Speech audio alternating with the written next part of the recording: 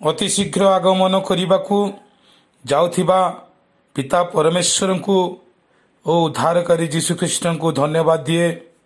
କାରଣ ସେ ଜଗତକୁ ଆଗମନ କରିବେ ବୋଲି ପୂର୍ବରୁ ସେ ସୂଚନା ଦେଇଛନ୍ତି।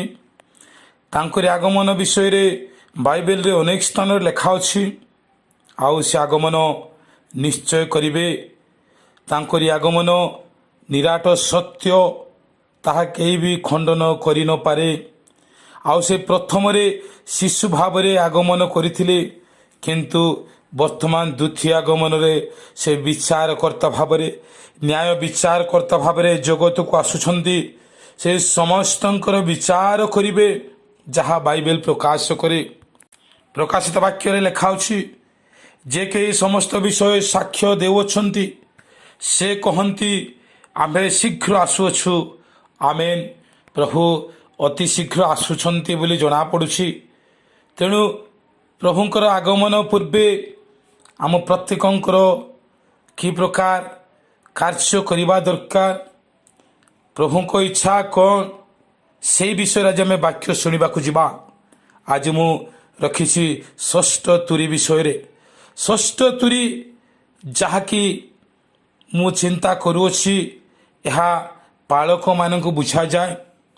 ଏହି ଷଷ୍ଠ ତୁରୀର ତାତ୍ପର୍ଯ୍ୟ ଆସନ୍ତୁ ଆମେ ପଢ଼ିକି ଶୁଣିବାକୁ ଯିବା, ଯାହା ପ୍ରକାଶିତ ବାକ୍ୟ 9:13 ଲେଖା ଅଛି। ଷଷ୍ଠ ଦୂତ ତୁରୀ ଧ୍ୱନି କରନ୍ତେ ମୁଁ ଈଶ୍ୱରଙ୍କ ସମ୍ମୁଖସ୍ଥ ସୁବର୍ଣ୍ଣ ବେଦୀର ଶୃଙ୍ଗମାନଙ୍କ ମଧ୍ୟରୁ ଗୋଟିଏ ସ୍ୱର ଶୁଣିଲି। ପ୍ରିୟ ବନ୍ଧୁଗଣ, ପ୍ରକାଶିତର ପ୍ରତ୍ୟେକ ବାକ୍ୟ ଜୀବନ୍ତ ଅଟେ। ପ୍ରକାଶିତର ବାକ୍ୟ ବୁଝିବା ପାଇଁ ଆମମାନଙ୍କୁ ପ୍ରକାଶିତର ଆତ୍ମା ଆବଶ୍ୟକତା। ତେବେ ଯେ ଆମେ ଏଥିର ଭାବାର୍ଥ ଅର୍ଥ ଆମେ ବୁଝିପାରିବା। ଆଉ ଏହି ପବିତ୍ର ଆତ୍ମାଙ୍କର ଅଭିଷେକକୁ ସମ୍ପୂର୍ଣ୍ଣ ନହେଲେ, ସମ୍ପୂର୍ଣ୍ଣ ପରିପୂର୍ଣ୍ଣ ନହେଲେ ଆମେ ପ୍ରକାଶିତର ଆତ୍ମା ପାଇପାରିବା ନାହିଁ। ପବିତ୍ର ଆତ୍ମାଙ୍କର ଅଭିଷେକ ଆମମାନଙ୍କ ଉପରେ ଅଧିଷ୍ଠାନ କଲା ପରେ ଯାଇ ଆମେ ଏହା ବୁଝିପାରିବା, ଯାହା ଆମେ ସେ ଯୋହାନଙ୍କ ପ୍ରକାଶିତରୁ ଜାଣୁ। ସେ ଆତ୍ମାରେ ଆବିଷ୍ଟ ହେବାରୁ ତାଙ୍କ ସହିତ ପ୍ରଭୁ ଯୀଶୁଖ୍ରୀଷ୍ଟଙ୍କର ବାର୍ତ୍ତାଳାପ ହେବା, ଯାହା ଆମେ ଦେଖୁଛୁ। ପ୍ରକାଶିତ ବାକ୍ୟ ସେ ଲେଖୁଛନ୍ତି, ଆତ୍ମା ଦ୍ୱାରା ସେ ପରିପୂର୍ଣ୍ଣ ହେବା ପରେ ଏ ସମସ୍ତ ବିଷୟ ଘଟିଛି। ପ୍ରିୟ ବନ୍ଧୁଗଣ, ଯେଉଁ ବାକ୍ୟ ଆମେ ପଢ଼ିଲେ, ଯାହା ଲେଖାଯାଏ, ଈଶ୍ୱରଙ୍କ ସମ୍ମୁଖସ୍ଥ ସୁବର୍ଣ୍ଣ ବେଦୀରୁ, ଆଜି ଈଶ୍ୱରଙ୍କର ସୁବର୍ଣ୍ଣ ବେଦୀ ବା ମଣ୍ଡଳୀର ବେଦୀମାନଙ୍କରୁ ପ୍ରଭୁଙ୍କ ଦାସମାନେ ପ୍ରଚାର କରନ୍ତି। ଆଉ ଏ ସୁବର୍ଣ୍ଣ ବେଦୀରୁ ଷଷ୍ଠ ଦୂତର ତୁରୀ ଧ୍ୱନି ସଦୃଶ ଆଜି ଆମେ ଲୋକମାନଙ୍କ ନିକଟରେ ତୁରୀ ବଜେଇବାକୁ ହେବ। ଷଷ୍ଠ ଦୂତକୁ ମୁଁ ବର୍ତ୍ତମାନର ବେଦୀର ସେବା କାର୍ଯ୍ୟରେ ଥିବା ପାଳକମାନଙ୍କ ସହିତ ତୁଳନା କରେ। କାରଣ ଆଜି ପ୍ରଭୁଙ୍କ ଦାସମାନେ ମଧ୍ୟ ସେ ବେଦୀରୁ ପ୍ରଚାର କରୁଛନ୍ତି। ଷଷ୍ଠ ଦୂତ ସରିଲା ପରେ ଆମେ ସପ୍ତମ ଦୂତ କଥା ଦେଖୁଛୁ, ଯାହାକୁ ଶେଷ ତୁରୀ ଧ୍ୱନି ବୋଲି ବି କୁହାଯାଏ। ଆଜିର ଆଲୋଚନାର ବିଷୟ ହେଲା ଷଷ୍ଠ ଦୂତର ତୁରୀ ଧ୍ୱନି। ପ୍ରଭୁଙ୍କ ସେବକମାନଙ୍କର ତୁରୀ ଧ୍ୱନି। ଆଜି ବେଦୀରେ ଯେଉଁମାନେ ପ୍ରଚାର କରୁଛନ୍ତି, ସେମାନେ କିପରି ତୁରୀ ଧ୍ୱନି କରୁଛନ୍ତି? ପ୍ରଭୁଙ୍କ ଇଚ୍ଛା ଅନୁସାରେ ବା ନିଜ ଇଚ୍ଛା ଅନୁସାରେ? ପ୍ରଭୁଙ୍କ ଇଚ୍ଛା କ'ଣ? ବର୍ତ୍ତମାନ ଆମେ ଦେଖୁଛୁ ଜଗତର ପରିସ୍ଥିତି ଚାରିପଟେ ମନ୍ଦ ଅଟେ। ଆଉ ଜଗତ ଉପରେ ଯୁଦ୍ଧର ବିଭୀଷିକା ଚାଲିଛି। ଏସବୁ ଦେଖିଲେ ପୃଥିବୀର ଶେଷ ଅବସ୍ଥାକୁ ମନେ ପଡ଼ୁଛି, ବାକ୍ୟକୁ ମନେ ପଡ଼ୁଛି, ଯାହା ବାକ୍ୟରେ ଲେଖାଯାଏ ପ୍ରଭୁଙ୍କର ସେଇ ଶେଷ ସମୟର ଘଟଣା। ଆମେ କି ତାହା ବୁଝିପାରୁଛୁ? ଆମେ କି ତଦନୁସାରେ ତୁରୀ ବଜାଉଛୁ?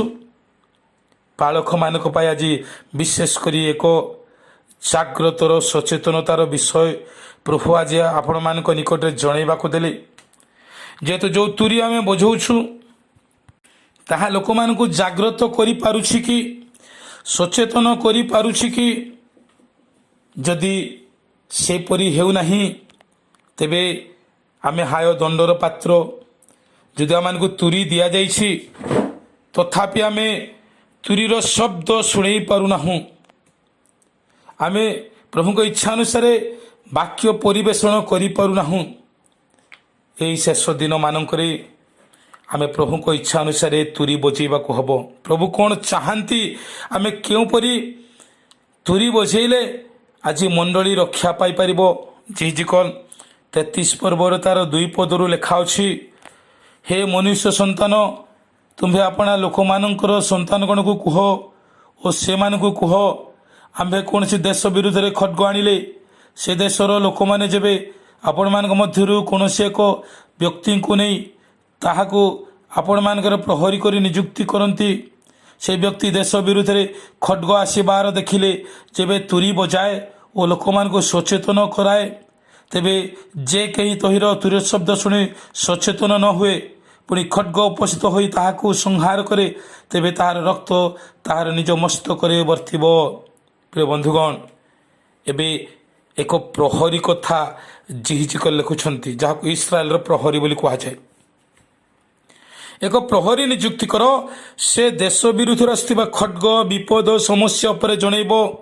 ଆମେ ମଧ୍ୟ ମଣ୍ଡଳୀର ଏକ ପ୍ରହରୀ ଅଟୁ। ମଣ୍ଡଳୀକୁ ଆମେ ଏପରି ଭାବରେ ରକ୍ଷା କରିବାକୁ ହେବ, ତୁରୀ ବଜେଇବାକୁ ହେବ, ଯେପରି ମଣ୍ଡଳୀର ଲୋକମାନେ ରକ୍ଷା ପାଇପାରିବେ। ଯେବେ କୌଣସି ବ୍ୟକ୍ତିଙ୍କର ଜୀବନରେ ବା କୌଣସି ପରିବାରର ଜୀବନରେ ବା ମଣ୍ଡଳୀ ଜୀବନରେ ମଧ୍ୟ ଯଦି ସମସ୍ୟା ଆସେ, ଆମେ ତୁରୀ ବଜାଇ ଲୋକମାନଙ୍କୁ ସଚେତନ କରିବାକୁ ହେବ। ତୁରୀର ଶବ୍ଦ ସେମାନଙ୍କୁ ଜାଗ୍ରତ କରିବାକୁ ହେବ। ତୁରୀର ଅର୍ଥ ହେଲା ଜାଗ୍ରତ, ସଚେତନ, ପ୍ରସ୍ତୁତ ବା ତିଆରି କରିବା, ବା କହିବାକୁ ଗଲେ ଆମେ କରେକ୍ସନ୍ କରିବା ବୋଲି ବୁଝୁ। ଆମେ ତୁରୀ ବଜେଇ ଲୋକମାନଙ୍କୁ କରେକ୍ସନ୍ କରିବା, ଆମେ ଠିକ୍ ରାସ୍ତାକୁ ଆଣିବା। ପାଳକମାନଙ୍କର କର୍ମ ହେଲା ଠିକ୍ ତୁରୀ ବଜେଇବା, ସ୍ପଷ୍ଟ ତୁରୀ ବଜେଇବା। ଯେହେତୁ ଆଜି ଅନେକ ଲୋକ ଜଗତରେ ରହୁ ରହୁ ଜାଣୁ ଜାଣୁ ମଧ୍ୟ ସେମାନେ ଅବାଟରେ ଯାଆନ୍ତି, ଆଉ ପାଳକମାନଙ୍କର କର୍ତ୍ତବ୍ୟ ହେଲା, କର୍ମ ହେଲା ସେମାନଙ୍କୁ ଠିକ୍ ରାସ୍ତାକୁ ଆଣିବା, ସେମାନଙ୍କୁ ଧାର୍ମିକ ରାସ୍ତାକୁ ଆଣିବା। ଏହିପରି ତୁରୀ ଆମେ ବଜେଇବାକୁ ହେବ। କିନ୍ତୁ ପ୍ରଥମ କରିନ୍ଥୀୟ ତାର 14:7-8 ପଦରେ ଲେଖା ଅଛି, ବଂଶୀ ହେଉ ବା ବୀଣା ହେଉ, ନିର୍ଜୀବ ବାଦ୍ୟଯନ୍ତ୍ର ବାଜିଲେ ସୁଦ୍ଧା ଯଦି ସ୍ୱରରେ ପାର୍ଥକ୍ୟ ନଥାଏ, ତେବେ ବଂଶୀରେ କ'ଣ ବାଜୁଅଛି ବା ବୀଣାରେ କ'ଣ ବାଜୁଅଛି ତାହା କିପରି ଜଣାଯିବ? ପୁଣି ତୁରୀ ଯଦି ଅସ୍ପଷ୍ଟ ଧ୍ୱନି କରେ, ତେବେ କିଏ ଯୁଦ୍ଧ ନିମନ୍ତେ ସଜ୍ଜିତ ହେବ? ପ୍ରିୟ ବନ୍ଧୁଗଣ, ତୁରୀ ଯଦି ସ୍ପଷ୍ଟ ଧ୍ୱନିରେ ବାଜିବ ନାହିଁ, ତେବେ ଲୋକେ ଜାଣିପାରିବେ ନାହିଁ। ଆଜି ଆମେ ସମସ୍ତେ ତୁରୀ ବଜାଉଛୁ, କିନ୍ତୁ ଆମ ତୁରୀ ସ୍ପଷ୍ଟ ଧ୍ୱନିରେ ବାଜୁଛି କି? ଲୋକମାନେ ବୁଝିପାରୁଛନ୍ତି କି? ଆମେ କି ଲୋକମାନଙ୍କୁ ବୁଝିଲା ପରି, ଲୋକମାନେ ଜାଣିଲା ପରି ତୁରୀ ବଜାଉଛୁ କି ଆମେ ଲୋକମାନଙ୍କର ମୁହଁ ଦେଖି ଦୁଃଖ କରିବେ ବୋଲି, ତାଙ୍କ ଘରକୁ ଆଉ ଥରେ ଡାକିବେ ନାହିଁ ବୋଲି ଏପରି ତୁରୀ ବଜାଉଛୁ? ଜଗତରେ ଅନେକ ଆମ ସେବକମାନେ ଲୋକଙ୍କୁ ମୁହଁ ଦେଖି କଥା କହନ୍ତି, ମୁଖାପେକ୍ଷା କରନ୍ତି, କାଳେ ସେମାନେ ପୁନର୍ବାର ଦାନ ଦେବେ ନାହିଁ, ଦଶମାଂଶ ଦେବେ ନାହିଁ। ଆଜ୍ଞା, ଏପରି ତୁରୀ ବଜେଇଲେ ଦିନେ ଆମମାନଙ୍କୁ ଦୁଃଖ ଭୋଗ କରିବାକୁ ହେବ। ପ୍ରଭୁ ଚାହୁଁଛନ୍ତି ଆମ ତୁରୀ ସ୍ପଷ୍ଟ ବାଜୁ, ଦୁଷ୍ଟକୁ ଦୁଷ୍ଟ ବୋଲି ଜଣାଯାଉ, ଜଣେ ଭୁଲ ରାସ୍ତାରେ ଯାଉଥିଲେ ତାଙ୍କୁ କରେକ୍ସନ୍ କରାଯାଉ। ମୁଁ ଦେଖୁଛି ଅନେକ ଲୋକ ପ୍ରଭୁଙ୍କ କାର୍ଯ୍ୟ ନିମନ୍ତେ ଲାଳାୟିତ। ଭଲ କଥା, ମନ୍ଦ ନୁହେଁ, କିନ୍ତୁ ପ୍ରଭୁଙ୍କର ଆହ୍ୱାନ ଦରକାର, ପ୍ରଭୁଙ୍କର ମନୋନୟନ ଦରକାର, ତେବେ ଯେ ଆମେ ପ୍ରଭୁଙ୍କର ସେବା କାର୍ଯ୍ୟ କରିପାରିବା। କିନ୍ତୁ ଏପରି ଲୋକଙ୍କୁ ମଧ୍ୟ ଆମେ ଅନେକ ସମୟରେ ସପୋର୍ଟ କରିଥାଉ। ପ୍ରଭୁଙ୍କର ତୁରୀକୁ ଆମେ ସ୍ପଷ୍ଟ କରିବାକୁ ହେବ। ଏହା ଠିକ୍ ନୁହେଁ, ଏହା ଭୁଲ ଅଟେ। ଯଦି ଆମେ ଡୁବକ ଚୌହାନ କଥା ଚିନ୍ତା କରିବା, ଯେ କି ହେରୋଦଙ୍କୁ ସେ କହୁଥିଲେ, ତୁମେ ଭୁଲ କରୁଛ, ତୁମର ଭାଇର ସ୍ତ୍ରୀକୁ ତୁମେ ରଖିଛ। ଆଜ୍ଞା, ଏତେ ବଡ଼ ରାଜାଙ୍କୁ ସମ୍ମୁଖରେ ଏମିତି କହିବା ସହଜ କଥା ନୁହେଁ।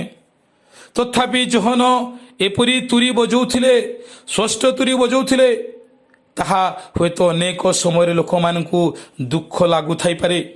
ଯଦି ଆମେ ଆଉ ଦେଖିବା ନାଥନ ଭବିଷ୍ୟତବକ୍ତାଙ୍କ କଥା, ଯିଏକି ଦାଉଦଙ୍କ ନିକଟରେ ସେ ତୁରୀ ବଜେଇଲେ, ସେ ଯାଇ ତାଙ୍କୁ କହୁଛନ୍ତି ତମେ ଏପରି ଏପରି ଭୁଲ କରିଛ। ନାଥନ ଭବିଷ୍ୟତବକ୍ତାଙ୍କର କଥାରେ ଦାଉଦ ସେ ବିଶ୍ୱାସ କଲେ, ସେ ବୁଝିଗଲେ। କିନ୍ତୁ ନାଥନ ଭବିଷ୍ୟତବକ୍ତା ସେ ଜାଣିଥାନ୍ତେ ଆରେ ଏଡ଼େ ବଡ଼ ରଜା ସମ୍ମୁଖକୁ ଯିବ, ଯେଉଁ ରଜା ଚାହିଁଲେ ଜଣକୁ ହତ୍ୟା କରିଦେବ, ଜଣକୁ ନଷ୍ଟ କରିଦେବ, ତାଙ୍କ ସମ୍ମୁଖରେ ଠିଆ ହେଇକି କହୁଛନ୍ତି ତୁମେ ସେଇ ବ୍ୟକ୍ତି। ଆମେ କି ଆଜି ଏମିତି ତୁରୀ ବଜେଇ ପାରିବା ପ୍ରିୟ ଲୋକମାନେ? ଆମେ କି ଏପରି ସ୍ୱର ଉଠେଇ ପାରିବା? ପ୍ରଭୁଙ୍କ ବାକ୍ୟ କହୁଛି ଆମ ତୁରୀର ଶବ୍ଦ ସ୍ପଷ୍ଟ ହେବା ଦରକାର। ଅସ୍ପଷ୍ଟ ଧ୍ୱନି କଲେ ତାହା ଲୋକମାନେ ବୁଝିପାରିବେ ନାହିଁ। ଗଣନା ପୁସ୍ତକ 10 ପର୍ବର 2 ପଦରୁ ଲେଖା ଅଛି, ସେ ସ୍ଥାନରେ 2ଟି ତୁରୀ ବାଜିବା ପାଇଁ ପରମେଶ୍ୱରଙ୍କ ଦ୍ୱାରା ନିର୍ଦ୍ଦେଶ ଥିଲା। ଏକ ହେଉଛି ସମବେତ ତୁରୀ, ପ୍ରଭୁଙ୍କ ସେବାକୁ ଯିବାର ତୁରୀ। ଅନ୍ୟଟି ହେଉଛି ରଣତୁରୀ, ଯୁଦ୍ଧ ନିମନ୍ତେ ପ୍ରସ୍ତୁତ ତୁରୀ ବା ଯୁଦ୍ଧକୁ ଯିବାର ତୁରୀ। ଯେତେବେଳେ ଆଜି ରଣତୁରୀ ବାଜୁଥିଲା, ଲୋକମାନେ ଯୁଦ୍ଧ ନିମନ୍ତେ ପ୍ରସ୍ତୁତ ହୋଇଯାଉଥିଲେ। ଆଉ ଯେତେବେଳେ ସମବେତର ତୁରୀ ବା ଗିର୍ଜା ଉପାସନାର ତୁରୀ ବାଜୁଥିଲା, ଲୋକମାନେ ଗିର୍ଜା ଉପାସନା ପାଇଯାଉଥିଲେ। ଯଦି ଆମେ ଏହି ସ୍ଥଳ ଦେଖିବା, ତୁରୀ ଯେ ବଜାଏ, ସେ ଯଦି ଓଲଟା ତୁରୀ ବଜେଇବ, ଯଦି ଯୁଦ୍ଧର ସମୟରେ ଯଦି ସେ ସମବେତର ତୁରୀ ବଜେଇବ, ଲୋକେ ପ୍ରାର୍ଥନା ନିମନ୍ତେ ବାହାରିବେ, ଆଉ ଲୋକେ ଯୁଦ୍ଧ କରିବେ ନାହିଁ। ଯୁଦ୍ଧ ସ୍ଥାନରେ ସେମାନେ ନମ୍ର ହେବେ, ନିଜକୁ ନ୍ୟୁନ କରିବେ। ଯେ ମାରୁଥିଲେ ମଧ୍ୟ ହଁ ମାରିଦିଅ, ହଁ କାଟିଦିଅ, ହଁ ହତ୍ୟା କର, ଯୀଶୁଙ୍କ ନାମରେ ଧନ୍ୟବାଦ, ସେ ନିଜକୁ ନମ୍ର କରିବ। ଆଉ ଯଦି ଆମେ ଦେଖିବା ସମବେତ ହେବା ସମୟରେ ଯଦି ରଣତୁରୀ ବଜାଯିବ, ଯୁଦ୍ଧର ତୁରୀ ବଜାଯିବ, ତେବେ ସେ ସ୍ଥାନରେ ଲୋକମାନେ ଯୁଦ୍ଧ କରିବାକୁ ଲାଗିବେ। ମୁଁ ଭାବୁଛି ଠିକ୍ ଏପରି ତୁରୀ ବୋଧେ ଆମ ମଣ୍ଡଳୀମାନଙ୍କୁ ବଜାଯାଉଛି। ଅନେକ ମଣ୍ଡଳୀମାନଙ୍କରେ ଆଜି ସମସ୍ୟା, ମାରପିଟ, ଆଜି କେସ୍ ମକଦ୍ଦମା, ଆଜି ମଣ୍ଡଳୀରେ ଶାନ୍ତି ନାହିଁ। ତେବେ ଆମେ କିପରି ତୁରୀ ବଜାଉଛୁ ପ୍ରିୟ ଲୋକମାନେ? ଆମେ କି ବାସ୍ତବରେ ସ୍ପଷ୍ଟ ତୁରୀ ଧ୍ୱନି କରୁଛୁ? ଆମ ତୁରୀ କି ଶୁଣାଯାଉଛି, ଲୋକମାନଙ୍କୁ ବୁଝାଯାଉଛି? ତେବେ ଏ ସମସ୍ତ ବିଷୟକୁ ଆମେ ଚିନ୍ତା କରିବା ଦରକାର। ଆଜି ଷଷ୍ଠ ଦୂତ ତୁରୀ ଧ୍ୱନି କରୁଛନ୍ତି। ଆଜି ଷଷ୍ଠ ଦୂତ ହେଉଛୁ ଆମେ ସମସ୍ତେ ପାଳକମାନେ। ଆମେ ବେଦୀରେ ଆମେ ପ୍ରଚାର କରୁଛୁ, ତୁରୀର ଶବ୍ଦ ଶୁଣାଉଛୁ। ତେବେ ଆମର ତୁରୀ କି ଲୋକମାନଙ୍କୁ ମନ ପରିବର୍ତ୍ତନ ଆଡ଼କୁ ନେଇପାରୁଛି? ଆମେ କି ଆତ୍ମିକତାର ତୁରୀ ବଜାଉଛୁ? ଆମେ କି ସ୍ୱର୍ଗ ଯିବାର ତୁରୀ ବଜାଉଛୁ? ଆମେ କି ଲୋକମାନଙ୍କୁ ଈଶ୍ୱରଙ୍କ ଇଚ୍ଛା ବୁଝିବାର ତୁରୀ ବଜାଉଛୁ? ନା, ଆମେ ଲୋକମାନଙ୍କୁ ନର୍କ ଯିବା ନିମନ୍ତେ ତୁରୀ ବଜାଉଛୁ, ଲୋକମାନଙ୍କୁ ଗଣ୍ଡଗୋଳର ଆତ୍ମା ଦେବା ନିମନ୍ତେ ତୁରୀ ବଜାଉଛୁ। ଯେମିତି ଗଛରେ ସେମିତି ଫଳ। ଯଦି ଆମେ ଆତ୍ମିକ ଭାବରେ ତୁରୀ ବଜେଇବା, ଆତ୍ମାଙ୍କ ଫଳ ଆମେ ଖାଟିବା। ଯଦି ଆମେ ଆତ୍ମିକ ନଥିବା, ଆମେ ଜଗତର ତୁରୀ ବଜେଇବା। ଯାହା କୁହାଯାଏ କର ଧନ୍ଦା, ଖା ଲାନ୍ଦା, ପକା ଚାନ୍ଦା, ନର୍କେ ପଡ଼ିଲେ କାନ୍ଦା, ଏଇଟା ହେଉଛି ଆମ ପ୍ରତ୍ୟେକଙ୍କର ଏକ ଧନ୍ଦା। ପ୍ରିୟ ବନ୍ଧୁଗଣ, ଆମେ କହୁଛୁ କି ଯେମିତି ବି ଯାହା ବି କର, ତବେ ଆଜି ଚାନ୍ଦା 10 ମାଂସ ଦିଅ, ତମେ ପଛେ ନର୍କକୁ ଯାଅ, ମୋର କିଛି ଫରକ ପଡ଼ିବ ନାହିଁ। ତମେ ଗଲେ ମୋର କ'ଣ ଯିବ? ଆଜି ଆମ ତୁରୀ ଶବ୍ଦ ଏମିତି କି ଲୋକମାନଙ୍କୁ ଖରାପ ରାସ୍ତାକୁ ନେଉଛି କି? ଆମେ ଖରାପ ତୁରୀ ବଜାଉଛୁ କି? ଯଦି ଆମେ ଏ ବିଷୟରେ ସଚେତନ ହେଇନାହୁଁ, ନିଜ ବିଷୟରେ ଆମେ ଜାଗ୍ରତ ହେଇନାହୁଁ, କେଉଁ ବିଷୟରେ କ'ଣ ଆମେ ପ୍ରଚାର କରୁଛୁ ଆମେ ଯଦି ଜାଣିନାହୁଁ, ତେବେ ଆମ ଉପରେ ପ୍ରଭୁଙ୍କର କ୍ରୋଧ ଆସିବ। ପ୍ରଭୁ ଆମଠାରୁ ହିସାବ ନେବେ। ଆମେ କି ଷଷ୍ଠ ତୁରୀ ବଜାଉଛୁ ବା ଭୁଲ ତୁରୀ ବଜାଉଛୁ? ଆମେ କି ଆଜି ପ୍ରଭୁଙ୍କର ଆଗମନ ବିଷୟରେ କହୁଛୁ? ଆମେ ପ୍ରତ୍ୟେକ ଜାଣିବା ଦରକାର। ଯେହେତୁ ଅନେକ ସମୟରେ ଆମେ ଲୋକମାନଙ୍କୁ ଠିକ୍ ଭାବରେ ସତର୍କ କରେଇ ନଥାଉ, ଜାଗ୍ରତ କରେଇ ନଥାଉ। ଆଜି ପାଉଲ ଦ୍ୱିତୀୟ କରିନ୍ଥିଓ ତାର 7:8-9 ପଦରେ କହିଲେ ଯେଉଁ ପତ୍ର ସେ ଲେଖିଥିଲେ ହୁଏତ ତାଙ୍କ ପାଇଁ ତାହା କିଛି ସମୟ ଦୁଃଖଦାୟକ ଥିଲା ବୋଲି ଲେଖାଯାଏ, କିନ୍ତୁ ତା ପରବର୍ତ୍ତୀ ସମୟରେ ସେମାନେ ଯେ ସେଥିରୁ ପରିବର୍ତ୍ତନ ହେଲେ ଆଉ ତାହା ସେମାନଙ୍କ ନିମନ୍ତେ ଏକ ପରିତ୍ରାଣର କାରଣ ହେଲା। ଏହିପରି ତୁରି ଆମ ଜୀବନରେ ଆମେ ବଜେଇବାକୁ ହେବ। ଆଜି ଅନେକ ଲୋକ ସ୍ପଷ୍ଟ ତୁରି ଧ୍ୱନି ଶୁଣିବା ପାଇଁ ମଧ୍ୟ ଚାହାନ୍ତି ନାହିଁ, କିନ୍ତୁ ଆମମାନଙ୍କର କର୍ତ୍ତବ୍ୟ ଆମେ ଶୁଣେଇବାକୁ ହେବ। କିଏ ଶୁଣୁଛି ବା ନ ଶୁଣୁଛି ତହିଁରେ ଆମର କୌଣସି ଯା ଆସେ ନାହିଁ। ଯିଏ ଶୁଣିବ ସେ ରକ୍ଷା ପାଇବ, ଯିଏ ଶୁଣିବ ନାହିଁ ସେ ବିନଷ୍ଟ ହେବ। ଜିରିମିୟ ତାର 6:17 ପଦରେ ଏପରି ଲେଖା ଅଛି, ପୁଣି ଆମ୍ଭେ ତୁମାନଙ୍କ ଉପରେ ପ୍ରହରୀଗଣ ନିଯୁକ୍ତ କରି କହିଲୁ, ତୁରିର ଶବ୍ଦ ଶୁଣ, ମାତ୍ର ସେମାନେ କହିଲେ ଆମ୍ଭେମାନେ ଶୁଣିବା ନାହିଁ। ଅନେକ ଲୋକ ଶୁଣିବା ପାଇଁ ନାରାଜ, ଅନେକ ଲୋକ କରେକ୍ସନ୍ ହେବା ପାଇଁ ନାରାଜ, ଅନେକ ଲୋକ ସୁଧାରିବା ପାଇଁ ନାରାଜ, କିନ୍ତୁ ଆଜି ପ୍ରଭୁ ଆମମାନଙ୍କୁ ସେଇ ପ୍ରହରୀ କରି ନିଯୁକ୍ତି କରିଛନ୍ତି, ବେଦୀର ସେବାରେ ରଖିଛନ୍ତି। ଏଥିପାଇଁ ଆମେ ଉତ୍ତମ ତୁରିର ଶବ୍ଦକୁ ଶୁଣେଇବା, ସ୍ପଷ୍ଟ ତୁରିର ଶବ୍ଦ ଶୁଣେଇବା। ଯିଏ ଶୁଣୁଛି ବା ନ ଶୁଣୁଛି ତହିଁରେ ଆମେ ମନ ଦେବା ନାହିଁ। ଆମର କର୍ତ୍ତବ୍ୟ ଆମେ କରିଚାଲିବା। ଯେହେତୁ ବଧିର ଖ୍ରୀଷ୍ଟିଆନ ବଧିରମାନେ ହିଁ ଶୁଣିବେ ନାହିଁ। ବାଇବେଲ ଲେଖା ଅଛି, ଯେଉଁମାନେ ଆତ୍ମିକ କର୍ଣ୍ଣ ବିଶିଷ୍ଟ ଲୋକ, ମଣ୍ଡଳୀଗଣକୁ ଆତ୍ମା କହୁଛି, ଯାହାର କାନ ଅଛି ସେ ଶୁଣୁ। ତା ଅର୍ଥ ଯାହାର ଆତ୍ମିକ କାନ ଅଛି ସେ ହିଁ ଶୁଣିବ, ସମସ୍ତେ ଶୁଣିପାରିବେ ନାହିଁ। ପ୍ରିୟ ପ୍ରଭୁଙ୍କ ଲୋକମାନେ, ଆଗମନ ଶୀଘ୍ର ହେଉଥିବାରୁ ଆମେମାନେ ପ୍ରତ୍ୟେକ ଯେ ପ୍ରଭୁଙ୍କର ବାକ୍ୟକୁ ପ୍ରତ୍ୟେକଙ୍କ ନିକଟରେ ପହଞ୍ଚାଇବା ଦରକାର, ଏହା ପ୍ରଭୁ ଇଚ୍ଛା କରନ୍ତି। ପୁଣି ଆଗମନ ପାଇଁ ପ୍ରସ୍ତୁତ କରିବା ପାଇଁ ପ୍ରଭୁ ଆମମାନଙ୍କୁ ପ୍ରହରୀ କରି ରଖିଛନ୍ତି। ଏପରି ଆମମାନଙ୍କୁ ପ୍ରତ୍ୟେକଙ୍କୁ ହେବା ପାଇଁ ଆଶୀର୍ବାଦ କରନ୍ତୁ। ଆମେନ୍।